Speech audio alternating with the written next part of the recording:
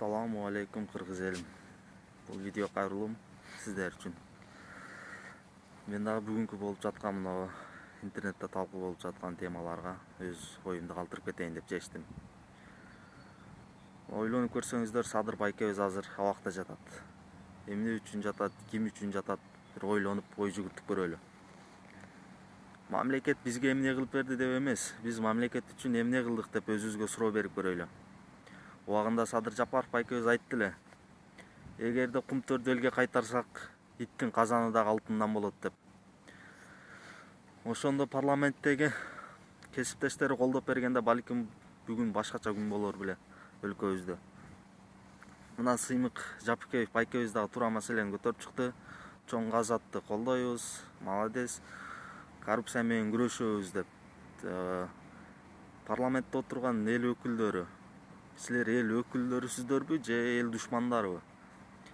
Эл өкүлдөрү болсоңуздар, Чоң Азатка кошулуп, бул элибиз эмне кызып салып атат, эмне интернетти дүңгүрөтүп атат, ушуну бир иликтеп көрбөйлүбү, жиликтеп көрбөйлүбү?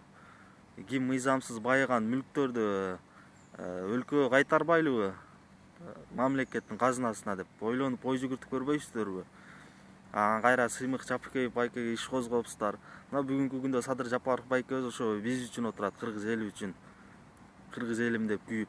Эгерде коррупцияга аралашып, силер менен табакташ болгондо отурмак. Силердин жаныңарда бүгүнкү күндө парламентте. Кыргыз элим деп күйгөн үчүн бүгүнкү күндө абакта отурат. Мына эртең бүрсү күнү Сыймык Жапыкеевди дагы отургузуп коет, отургузбайт, камалбайт деп эч ким кепилдик бере албайт. Кылмыш иши козголуптур, ким билет, дальше больше эмне болот. Дагы эмнени айтайын деген, мына чек ара маселеси Баткенде. Ошондо Баткенди дагы айткан мына Садыр Жапаров байкебиз. 2005-2006 жылдары. Бүгүнкү күндө чек араны 100 миллиондогон акча менен чече албасаңар, эртең миллиарддаган доллар жардам бере албайт деп. Ошондо дагы эч ким кулак салган эмес, эч ким уккан эмес. Мына мигранттар бүгүнкү күндө билинди кимдин ким экендиги. Көрүп атасыздар, мигранттар кайрылуу видео обращение жасап атат, эч ким көңүл буруп деле койбойт. Кечегинде өкмөттүн отчетун кабыл алышты. Башында сындап, акырында кайрадан эле ошол колдоп беришти. Жогорку кеңеште отурган улуу урматтуу депутаттар, силер добуш берүүчү машинага айланып калдыңыздар. Ошол жерде Каныбек Капашевичтин сөзүнө кошулам мен. 32 килограмм алтындын акчасын алып алып сүйүнүп отурасыздар. Канчалаган тонна алтындар мамлекеттен чыгып кетип атат бүгүнкү күндө. Ошол эле Рыскелди Момбеков айткандай, сиздер батиңкеңиздин боосун чечесиздер, костюмуңуздарды чечесиздер, башка маселени чече албайсыздар. Кечегинде жогорку кеңеште отуруп алып бир депутат айтып атат. Чоң Азат деген интернетти дүңгүрөтүп атат, ошону туура деп ойлойсуздарбы? Ошону карабайсыздарбы деп. Дагы бир депутатыбыз айтат, Сыймык Жапыкеевдин мээсин текшертип көрүш керек деп. Силер эмнеге коркуп атасыңар анчалык? Эгерде чын болсоңор, таза иштеген болсоңор мамлекет үчүн кошулбайсыздарбы? Туура маселени көтөрүп атат деп. Эмне ушулга чейин көрбөй жүрдүңөр беле коррупцияны? Качан гана Сыймык Жапыкеев айтып чыкканда анан кыймылдаңар. Улуу урматтуу президентке да кайрылып кетет элем. Жардам бергиле, коррупцияда билген болсоңор айткыла, дегиле, фактыны бергиле дейт.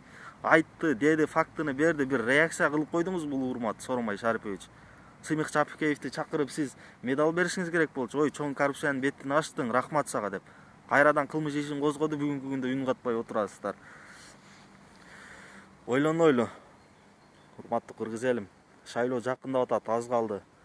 Şu 5 жылда кыйратпаган парламент эмнени кыйратат мындан кийин билбейм. Эртең шайлоодо баарыбыз ойлонуп керектүү адамдарды гана шайлайлы. Иштейм деген депутаттарыбыз деле бар, Кудайга шүгүр. Кечээ күндө өкмөттүн отчетун кабыл алганда 5 депутат каршы добуш бериптир, рахмат ошол кишилерге. Калганы ошол эле жанагы кошоматчы кылып шайлап добуш беришти, колдоп беришти өкмөттүн отчетун. Жакшы болот, дагы иштесин дегенсип.